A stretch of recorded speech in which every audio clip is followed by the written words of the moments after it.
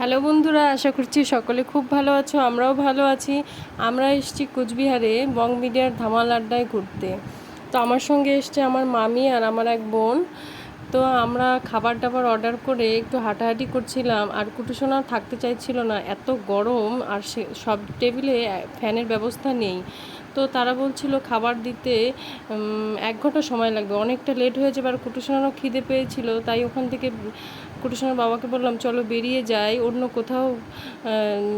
কোথাও যাই, পরে আসা যাবে। তারপরে আমরা গুলমোহরে চলে এলাম, কিন্তু প্রচণ্ড হাওয়া দিচ্ছিল, মনে হচ্ছে এক্ষুনি বৃষ্টি চলে আসবে। তাই আমরা রেস্টুরেন্টের ভিতরে চলে এলাম। তারপরে খাবার অর্ডার করে কুটুসোনাকে একটু ঠান্ডা করছিলাম, আর কুটুসোনাকে খাইয়ে দিয়ে আমরা বসে সবাই মিলে গল্প করছিলাম। তারপর খানিকক্ষণের মধ্যেই বৃষ্টি চলে আসে।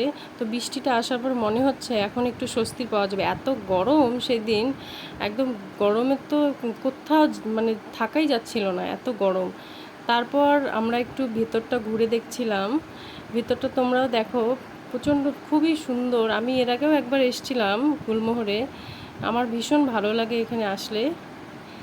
তারপর কুটুসোনা ওর বাবার সঙ্গে একটু দুষ্টুমি করছিল। তো ভিডিওটা এই পর্যন্তই। তোমাদের ভালো লাগলে লাইক কমেন্ট একটা শেয়ার করে দিও। টাটা।